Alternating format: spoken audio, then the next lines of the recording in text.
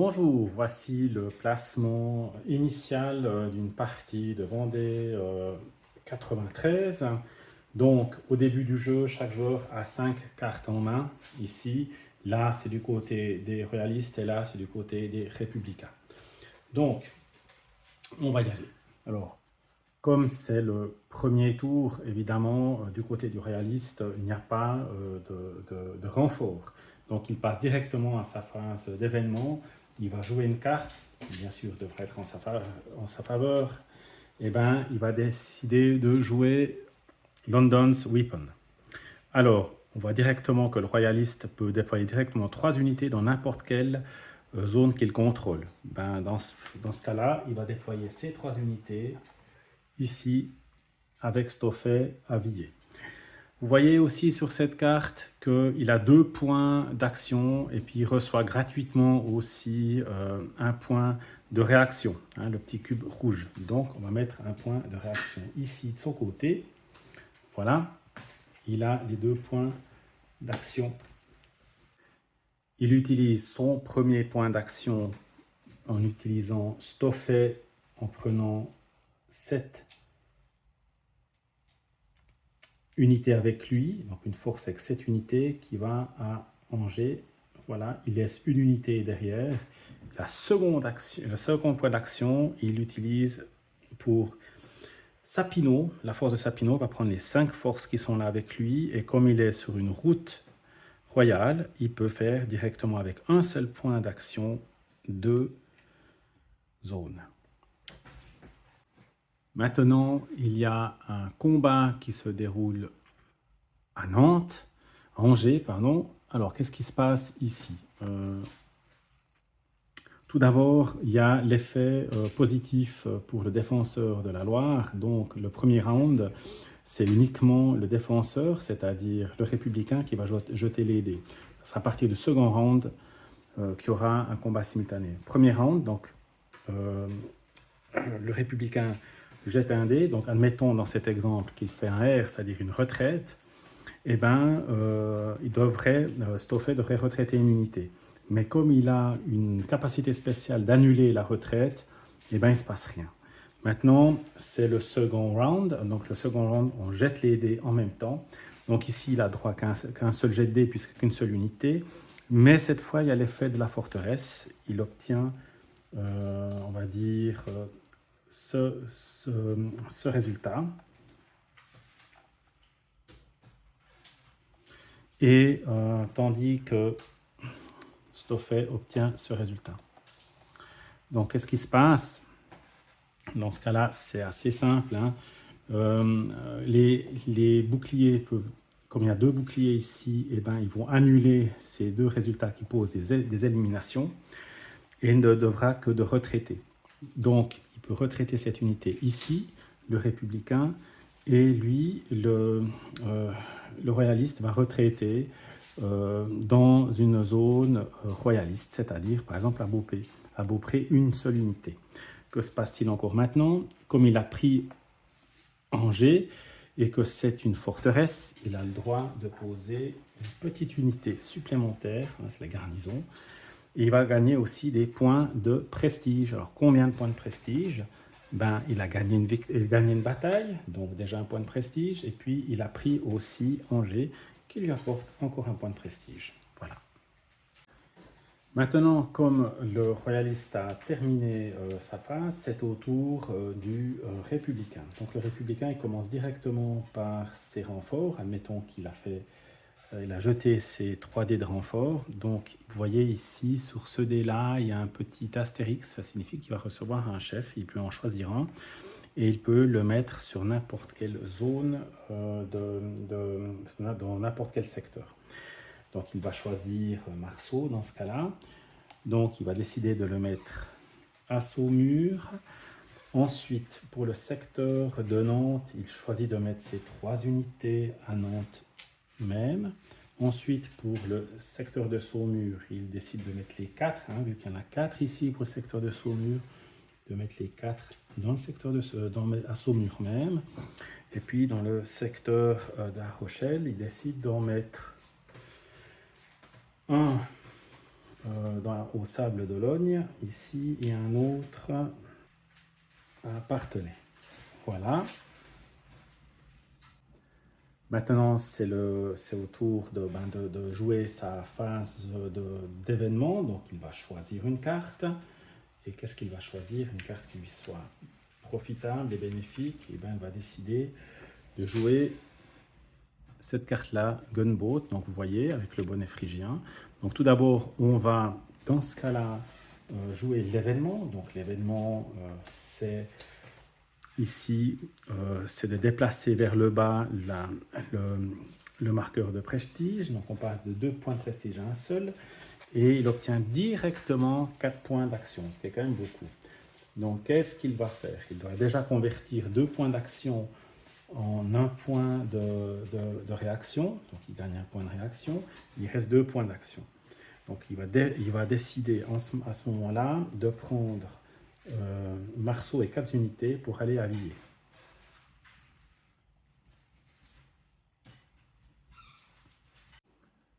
Maintenant, il va dépenser 1 point d'action au Sable d'Oignon pour aller à Asley. Que va-t-il donc se passer maintenant? C'est le combat. Donc le combat ici, d'abord, au fait, il rentre déjà dans un bocage. Donc le fait qu'il rentre dans un bocage, il doit tester ce qu'on appelle l'attrition. Donc ici, pour l'exemple, il fait un R, ça veut dire qu'il doit perdre une unité. Ensuite, nous passons directement à la phase de combat ici. Donc, c'est un combat qui se déroule dans un bocage. Donc, c'est le royaliste qui va jouer en premier durant ce premier tour. Donc, que va-t-il se passer? Le royaliste jette un seul dé parce qu'il n'a qu'une seule unité. Il va faire une perte. Et ensuite, le républicain va jouer 2 dés parce qu'il n'a que 2 unités. Donc, admettons qu'il jette les dés, il n'obtient aucun résultat.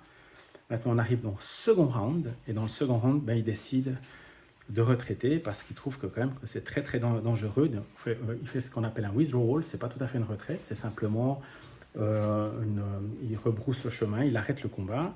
Mais pour ça, il doit sacrifier une de ses unités. Et il décide à ce moment-là d'aller un tueur rejoindre Quétino, ici.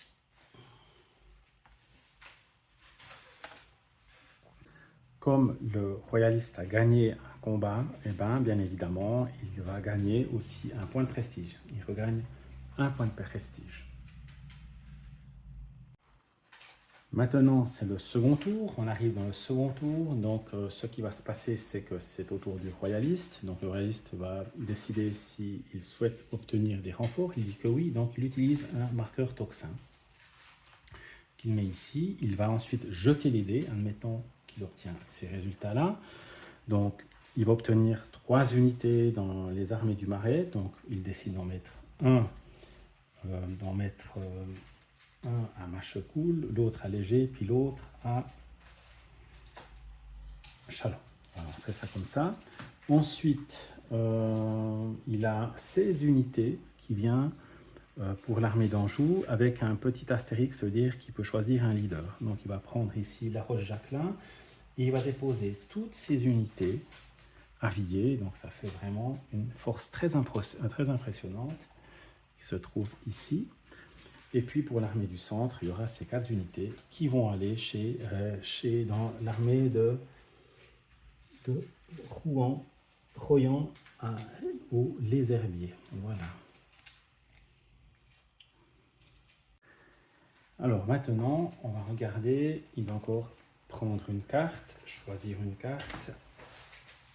Il va décider de jouer Fake Cannons.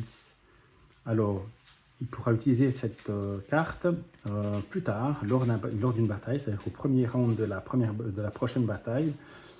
Le joueur républicain doit enlever un de ses dés de bataille.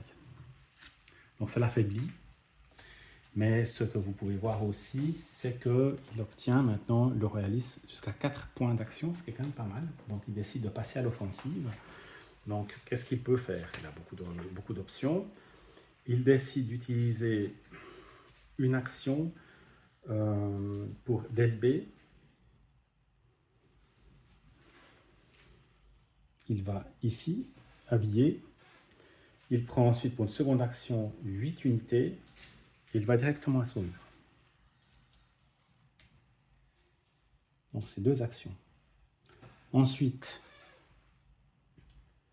la Roche d'Aclin va entrer à Thouars avec 9 unités. Donc toutes ces unités-là.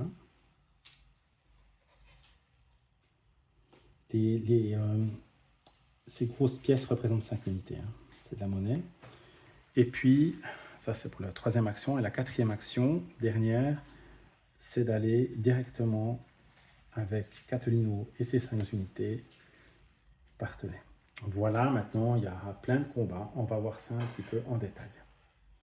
Maintenant, nous allons commencer le premier combat. Donc ici, il y a Cattolino qui va attaquer Parthenay, mais comme Parthenay est une région de plaine, forcément, elle est à l'avantage du républicain.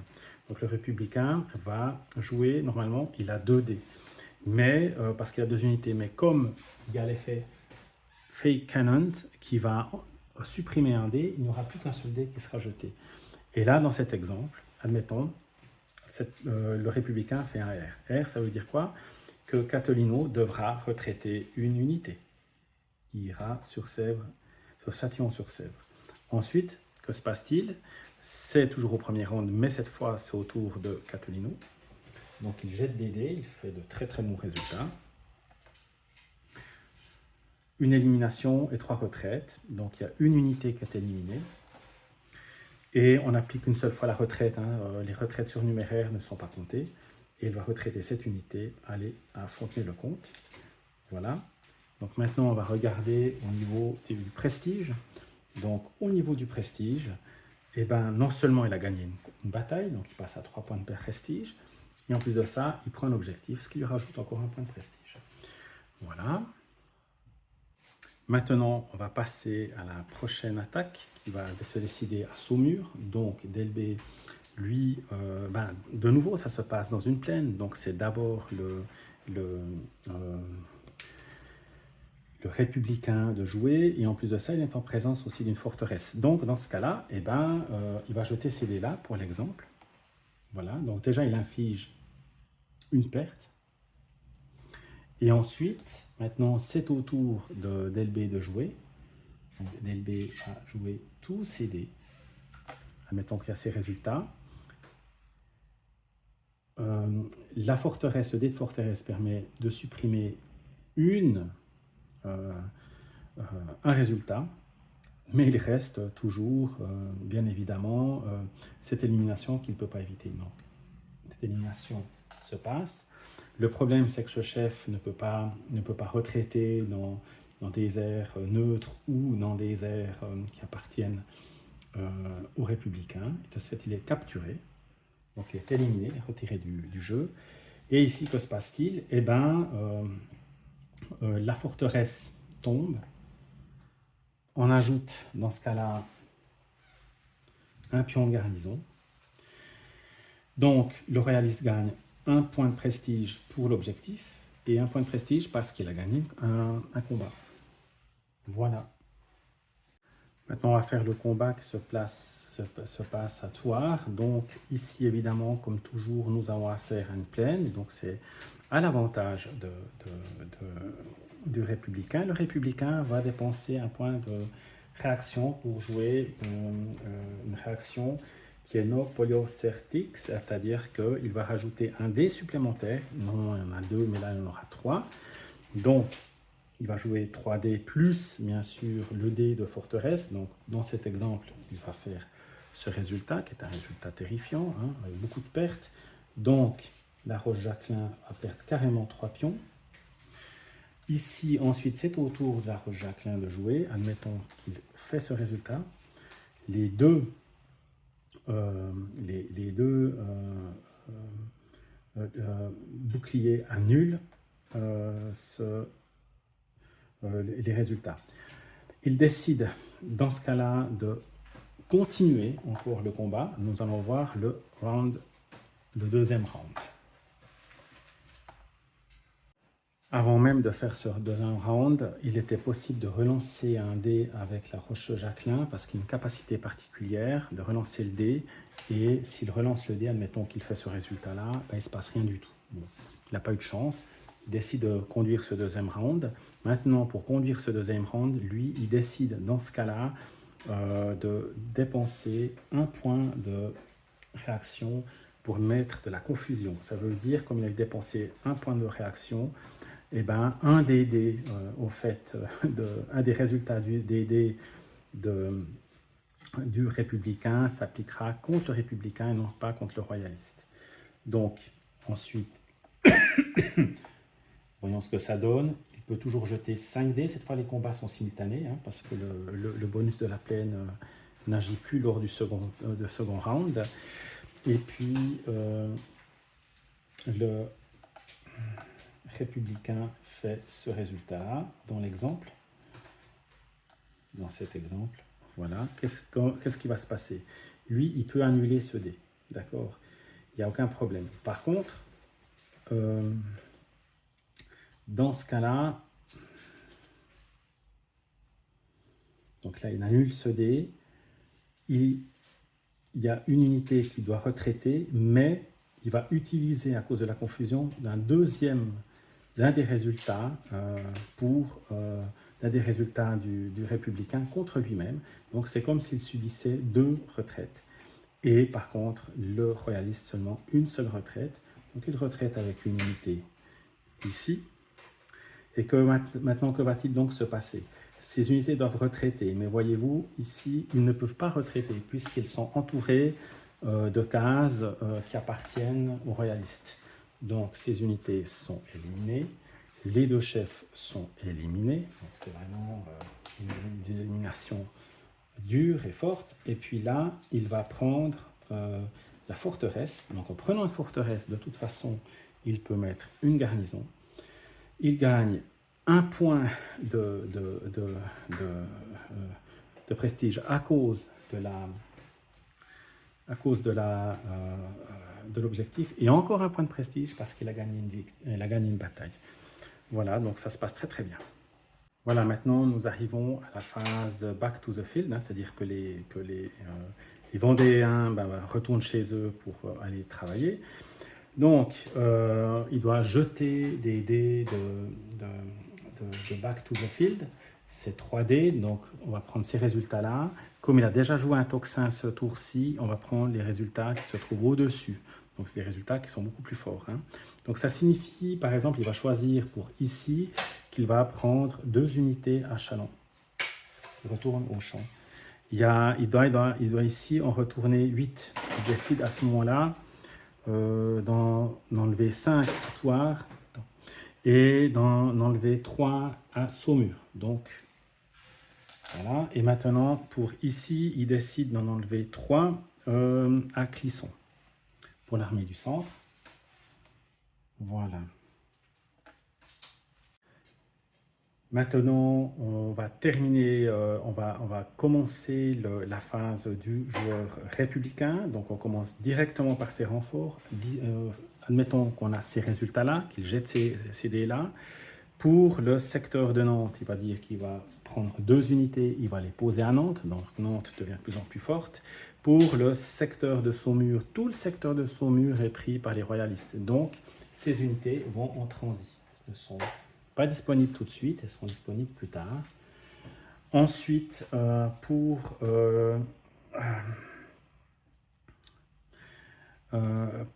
le secteur de La Rochelle, il décide d'en mettre une au Sable d'Olonne et puis une autre à Fontenay-le-Comte. Voilà, donc là, c'est l'exemple qui a été... voilà, c'est une présentation, ça vous donne un peu une idée comment le jeu se passe. Merci de votre écoute.